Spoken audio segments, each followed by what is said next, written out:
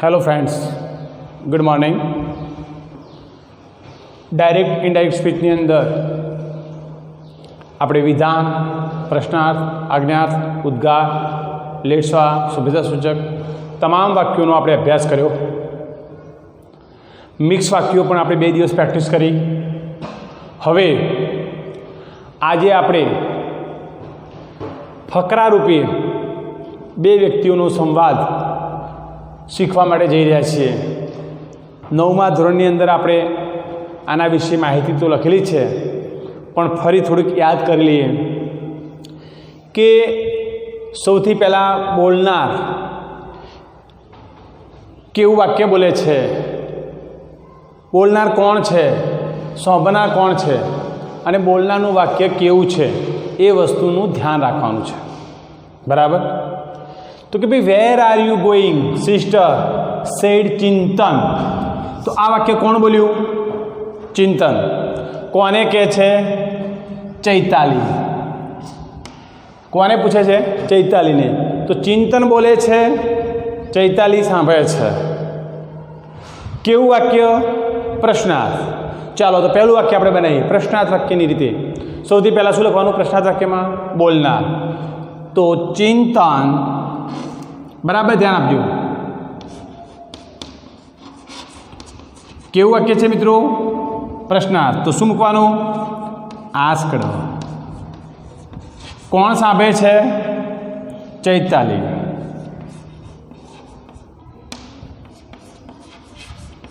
चिंतन, asked, Chaitali. Conjunction तरीके शुं आवशे?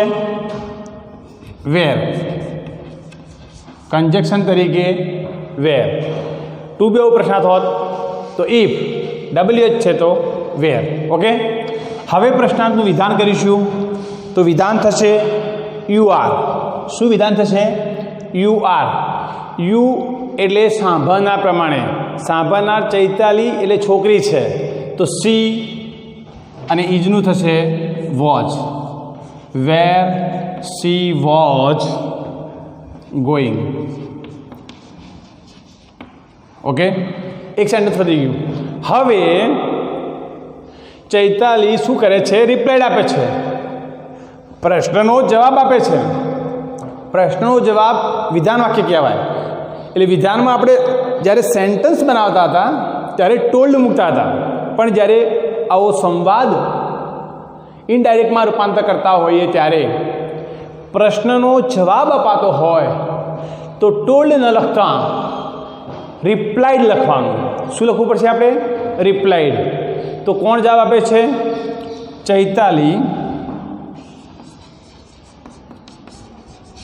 चैताली रिप्लाइड। कोने जवाब आपे छे? चैताली रिप्लाइड। कोने जवाब आपी रही छे? चैताली। तो चैताली जवाब आपे छे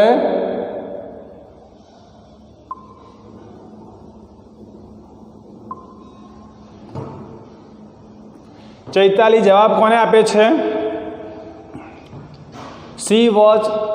चैताली रिप्लाइड चिंतन।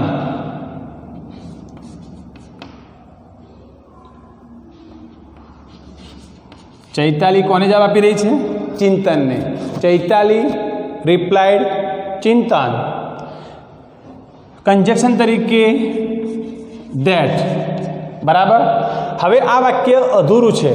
To the market. एनो प्रश्न हतो कि वेर आर यू गोइंग? तू क्या जई रही छे? तो चैताली एवुं नथी बोलती कि हूँ बजार जई रही छूं, पण फक्त शुं कहे छे? बजार जई रही छूं।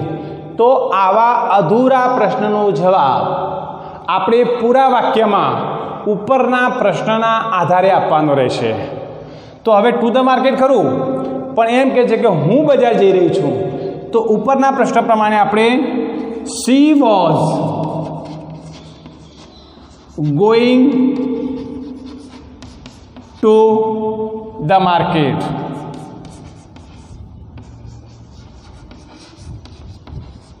She was going to the market. तो पहली वस्तु शुं याद राखवानी कि प्रश्ननो जवाब आपेलो होय तो सेट टू નું रिप्लाइड करવું। एक वस्तु क्लियर। બીજી વસ્તુ શું ધ્યાનમાં રાખવાની કે આવા ટૂંકા જવાબ હોય તો એને ઉપરના પ્રશ્નનો આધાર લઈ પૂરા વાક્યમાં જવાબ આપવો. દરેક વાક્યને છૂટું પાડવાનું નથી. દરેક વાક્યને એક વાક્ય પૂરું થાય સેકન્ડ સેન્ટેન્સ સ્ટાર્ટ કરી દેવાનું અને પેરેગ્રાફ રૂપે આ ફકરાને કન્વર્ટ કરવાનું. ચલો તો હવે આગળ જોઈએ. Why sister. હવે અહીંયા બોલનાર કે સાંભળનાર કોઈ છે નહીં, બરાબર. પણ આ ચૈતાલીએ જવાબ આપ્યો છે કે હું બજાર જઈ રહી છું. તો કે કેમ? તો કેમ એ કોણ બોલે? તો એ એના ભાઈએ પ્રશ્ન પૂછ્યો છે, ચિંતને પૂછ્યો છે. ચિંતને પૂછ્યું છે કે કેમ, વાય, કેમ, કેમ તું બજાર જઈ રહી છે. ખાલી એમ પૂછ્યું કેમ, પણ એનો કહેવાનો મતલબ છે કે why she was going to market. તું બજાર કેમ જઈ રહી છે.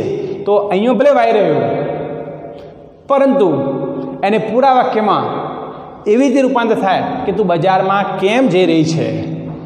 તો હવે અહીંયા બોલનાર નથી, પણ આપણને ખબર પડી ગઈ કે આપણે કોણ બોલ્યું છે, ચિંતન. તો ચિંતન આસ્કડ,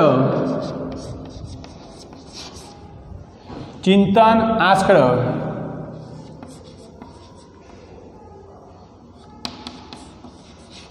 ચૈતાલી. ચિંતન આસ્કડ ચૈતાલી. ચિંતને ચૈતાલીને પૂછ્યું કે વાય. હવે ખાલી વાય છે તો વાયથી અર્થસભર વાક્ય બને નહીં, પણ એનો કહેવાનો મતલબ એવો છે મિત્રો કે વાય, કેમ, why she was going to market. Why she was going to the market. Why she was going to the market. તું બજારે કેમ જઈ રહી છે. તો અહીંયા ફક્ત વાય હતું, પણ વાયથી અર્થસભર વાક્ય બને નહીં. કેમ? તો કેમ એટલે શું? તો એનો કહેવાનો મતલબ એમ છે કે કેમ, why she was going to market. તું બજાર કેમ જઈ રહી છે, બરાબર. તો હવે આ to buy a new dress, નવો ડ્રેસ ખરીદવા. તો આ જે ચિંતને જે પ્રશ્ન પૂછ્યો છે એનો આ જવાબ કોણ આપતું હશે, ચૈતાલી. તો ભલે અહીંયા બોલનાર સાંભળનાર નથી, પણ અહીંયા બે વખત બોલનારને સાંભળનાર આવી ગયા, એટલે ફરી પાછળના વાક્યો કોણ બોલતું હશે અને કોણ સાંભળતું હશે એ વાત આપણને ખ્યાલ આવી જાય. તો હવે જોઈએ ટુ બાય ન્યૂ ડ્રેસ. તો કોણ બોલે છે, ચૈતાલી. કોણ બોલે છે, ચૈતાલી. તો Chaitali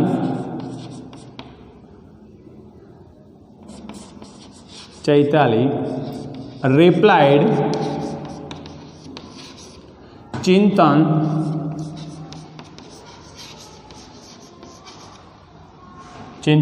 that Chaitali replied Chintan that she was going to market to buy a new dress. She was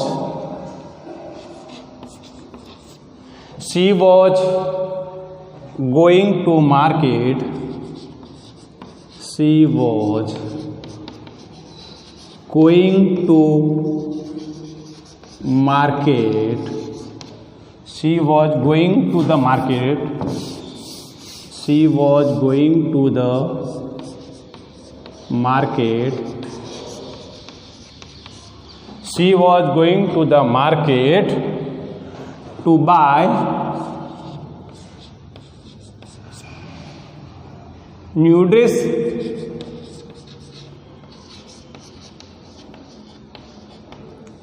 She was going to the market to buy new dress. તેણીની બજારમાં નવો ડ્રેસ ખરીદવા માટે જઈ રહી છે. તો મિત્રો વાક્ય બોલનાર જોવાનો, બોલનારના વાક્યનો પ્રકાર ઓળખવાનો, એ પ્રમાણે વાક્ય બનાવવાનું. પછી સાંભળનાર પણ ઓળખી લેવાનો. કોઈ અધૂરું વાક્ય હોય તો ઉપરના પ્રશ્નના આધારે પૂરા વાક્યમાં રૂપાંતર કરવું. બરાબર. અને અર્થસભર ફકરો બને. અર્થસભર એટલે કે ફકરો વાંચતાની સાથે, પેરેગ્રાફ જોતાની સાથે સામેવાળી વ્યક્તિને બંનેનો સંવાદ ખ્યાલ આવવો જોઈએ. એ રીતે અર્થસભર વાક્ય કરવાના છે, ફકરો બનાવવાનો છે. વાક્યોને છૂટા પાડવાના નથી. તો આ રીતે એક પછી એક વાક્ય લઈ અને 4 વાક્યો બનાવી દેવાના. ચાલો, આ એક ફકરો કર્યો. હવે બીજા એકાદ ફકરાની પ્રેક્ટિસ કરીએ ફરી આપણે.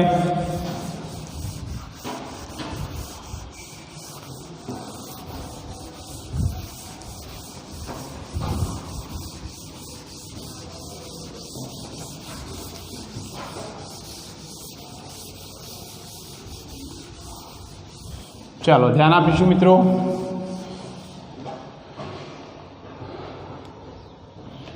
બીજો એક ફકરો લઈ લઈએ. Anand said, let's go for a walk.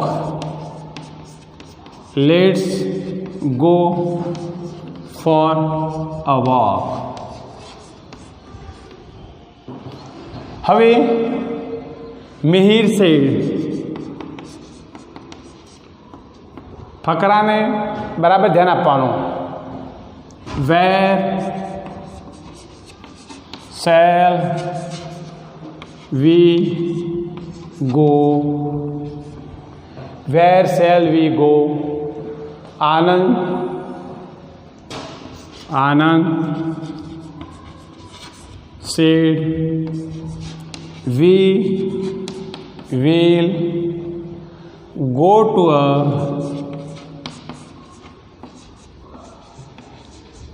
nearby garden. We will go to a nearby garden. Mihir said,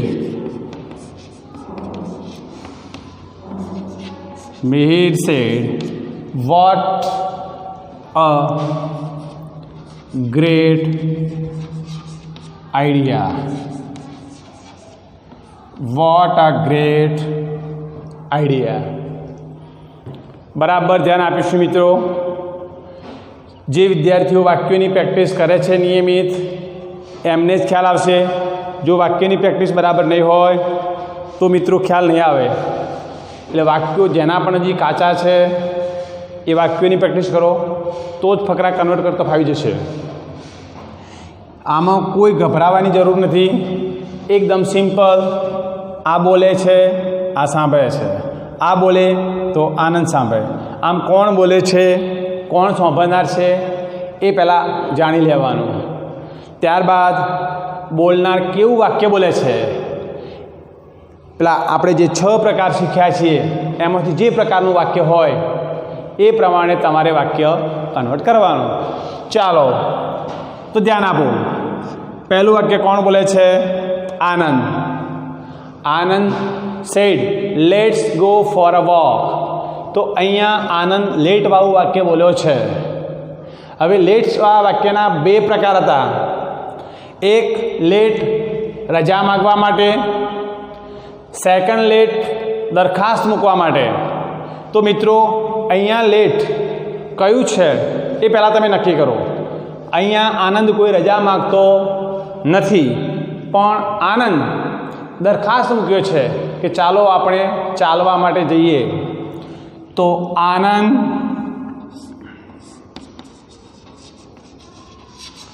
proposed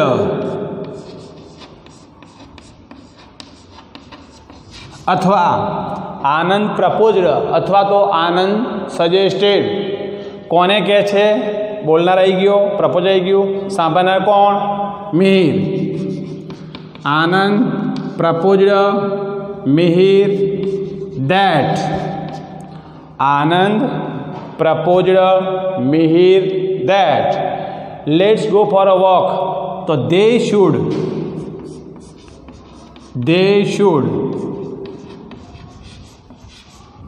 go.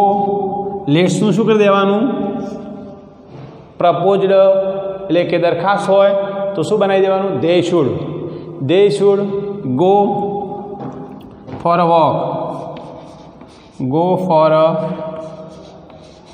Walk. હવે મિહિર એને પ્રશ્ન પૂછે છે. મિહિર બોલે છે, બરાબર. મિહિર શું કરે છે? પ્રશ્ન પૂછે છે કે વેર શેલ વી ગો, કે આપણે ક્યાં જઈશું? તો મિહિરનું બોલેલું વાક્ય પ્રશ્નાર્થ છે, એટલે ઇન્ટ્રોગેટિવ સેન્ટન્સ જે પ્રશ્નાર્થ વાક્ય હતા એને આપણે યાદ કરવાના. તો કે પ્રશ્નાર્થ વાક્યમાં પહેલાં શું લખવાનું? તો કે બોલનાર. સેડ ટુનું શું લખવાનું? આસ્કડ. ત્રીજા સ્ટેપમાં શું મૂકવાનું? તો કે સાંભળનાર. મિહિર, આસ્કડ, આનંદ. ત્યારબાદ ચોથા સ્ટેપની અંદર સંયોજક મૂકવાના. તો સંયોજક ટુ બી વાક્ય હોય તો ઇફ, પણ આ કેવું વાક્ય છે? WH આવું, તો સંયોજક તરીકે શું મૂકવાનું? વેર. WH પોતે વેર. શેલ વી ગો, તો હવે આનું વિધાન બનાવો. તો વી શેલ. વી એટલે બોલનાર પ્રમાણે, મિહિર છે એટલે આમ તો હી થાય, પણ આઈ હોત તો હી થાત, પણ વી પ્લુરલ છે એટલે હીનું પ્લુરલ આપણે અહીંયા શું કરવું પડશે? દે. આ ખાસ ધ્યાન આપજો. જો અહીંયા આઈ હોત તો મિહિર પ્રમાણે આપણે હી કરત, પણ આઈનું પ્લુરલ અહીંયા વી છે, આઈનું બહુવચન વી છે, માટે હીનું બહુવચન અહીંયા આપણે શું કરવું પડશે? દે. ઓકે, તો દે, શેલ, વિલનું વુડ. શેલ, વિલનું વુડ.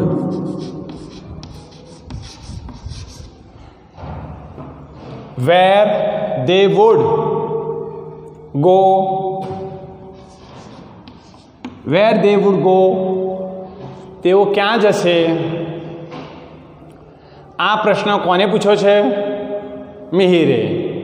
હવે આ આનંદ આ મિહિરના પ્રશ્નનો શું કરી રહ્યો છે? આન્સર આપી રહ્યો છે. તો આન્સર આપતો હોય તો રિપ્લાઇડ. શું લખાય? રિપ્લાઇડ. તો કોણ બોલે છે? જો આનંદ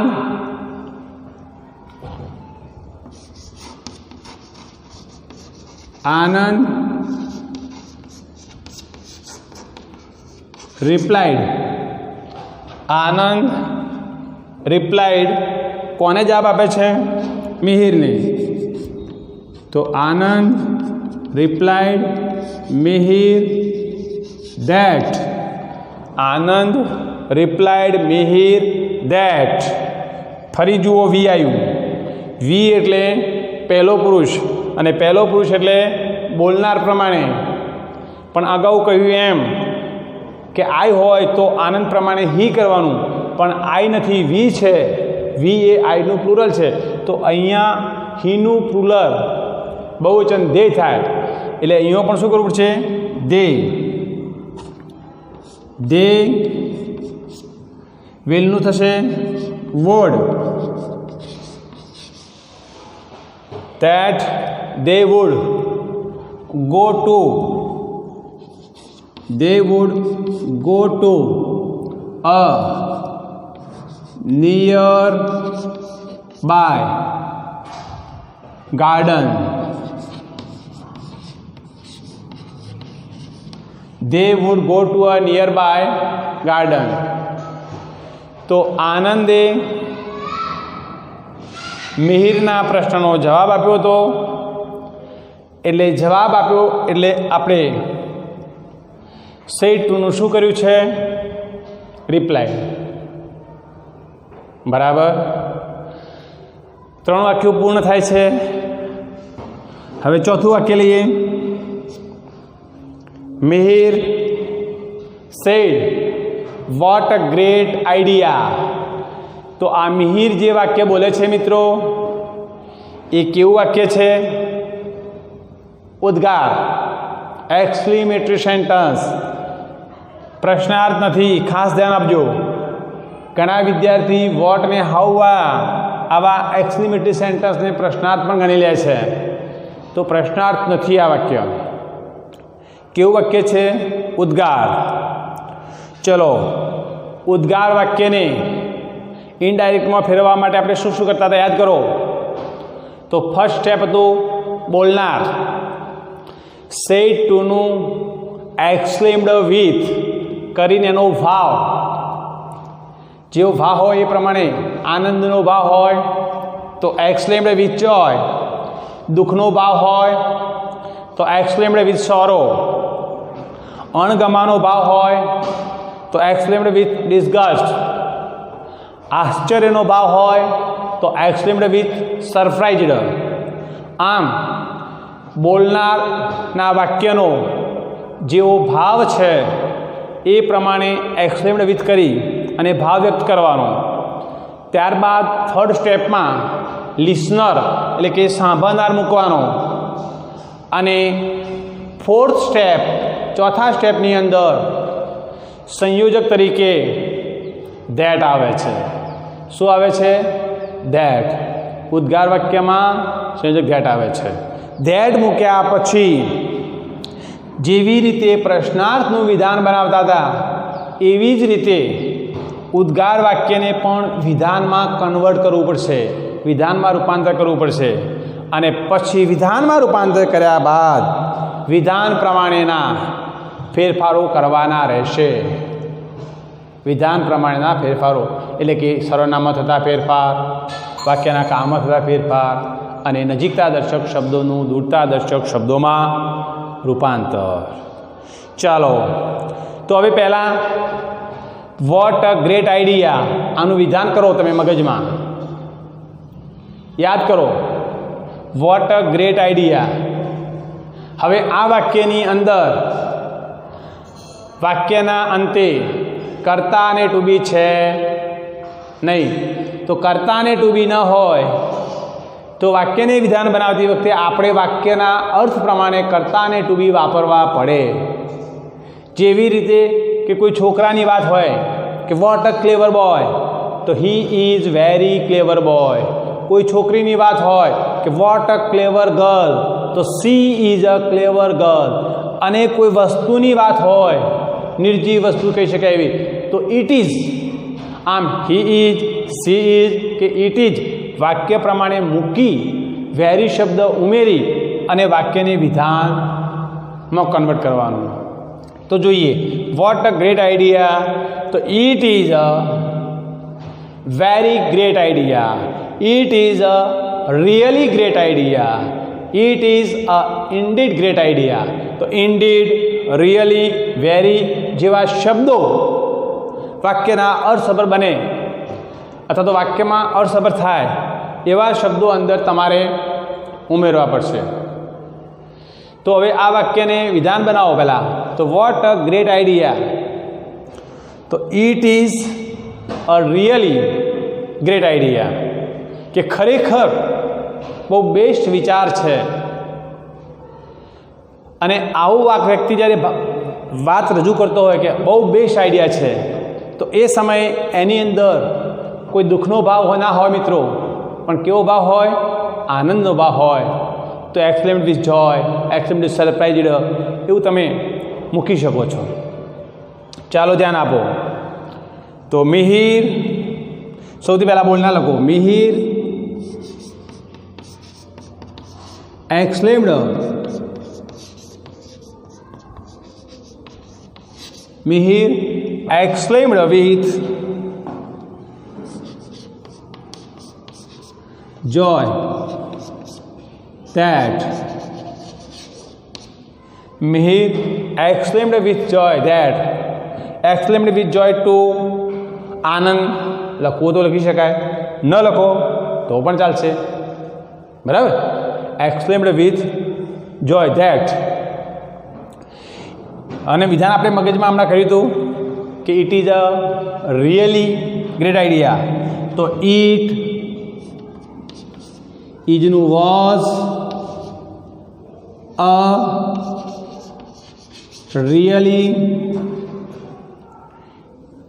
great idea. It was a really great idea. તો એક્સપ્લેન્ડ વિથ જોય કરી અને it was a really great idea. મિત્રો, તમારે શું ધ્યાન રાખવાનું છે બરાબર સમજી લેજો. સૌથી પહેલાં બોલનાર જોવાનો, સાંભળનાર કોણ છે, બોલનાર કેવું વાક્ય બોલે છે, એ પ્રમાણે રિપોર્ટિંગ વર્બ ચેન્જ કરવાનું, સંયોજક મૂકવાનું અને વાક્ય બનાવવાનું છે. કોઈ વાક્યમાં અધૂરું વાક્ય હોય એટલે કે ટૂંકો જવાબ હોય તો એને ઉપરના પ્રશ્નનો આધાર લઈ પૂરા વાક્યમાં જવાબ તમારે આપવાનો છે. પ્રશ્નના જવાબમાં વાક્ય આવેલું હોય તો ટોલ્ડ ન લખતો રિપ્લાઇડ લખવાનું છે. બીજી એક વસ્તુ બીજી ધ્યાનમાં એ રાખવાની છે કે કેટલીક વાર આવા સંવાદમાં યસ નો જેવા ટૂંક જવાબી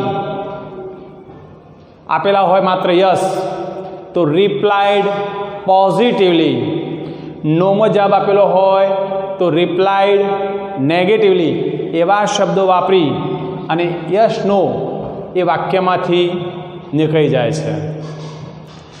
તો આ બધી બાબતો આપણે અગાઉ ભણ્યા છીએ, એના ચોપડામાં નોંધેલી છે. ફરી વાક્યો જેમ જેમ પ્રેક્ટિસ થાય છે એમ તમારે જોતા રહેવાનું છે. સૌથી પહેલાં તમને 6 પ્રકારના વાક્યો ઓળખતા આવડવા જોઈએ. આ પહેલો પ્રશ્ન છે મારો. વાક્ય ઓળખતા આવડશે એટલે તરત જ એમાં જરૂરી રિપોર્ટિંગ વર્બ, જરૂરી કંજક્શન, સર્વનામ થતા ફેરફાર, કામ થતા ફેરફાર, પછી નજીકતા દર્શક શબ્દોનું દૂરતા દર્શક શબ્દોમાં રૂપાંતર, આ બધી જ બાબતો તમને ઓટોમેટિક ખ્યાલ આવી જશે. તો મિત્રો, હજુ સુધી એકવાર ફરી પેલા 6 પ્રકારના જે વાક્યો છે એ 6 પ્રકારના વાક્યોને બરાબર કંઠસ્થ કરી દો અને આવા ફકરાને લખતી વખતે કોણ બોલે છે, કોને કહે છે, કેવું વાક્ય છે, એની જાતિ કઈ છે, આ બધું જ પહેલાં વાંચી લેવાનું અને પછી ફકરા રૂપે કન્વર્ટ કરવાના છે. ઘણા વિદ્યાર્થી એક વાક્ય એરો મારીને બતાવે છે, એવું કામ કરવાનું નથી. આખો ફકરો જ બનાવવાનો છે મિત્રો. બીજી વસ્તુ તમને કહી દઉં કે ડાયરેક્ટમાંથી ઇનડાયરેક્ટમાં બે વ્યક્તિની વાત જ્યારે ત્રીજો વ્યક્તિ રજૂ કરતો હોય, સપોઝ સમજવા માટે કે બે વ્યક્તિ વાત કરે છે અને બીજા 2 વ્યક્તિ કે 4 વ્યક્તિ સાંભળી લીધું અને 4 વ્યક્તિને આપણે એક પછી એક લાવીને પૂછીશું કે આ બે શું વાત કરતા હતા, તો એના શબ્દો સેમ નહીં હોય પણ એનો ભાવાર્થ સેમ આવશે.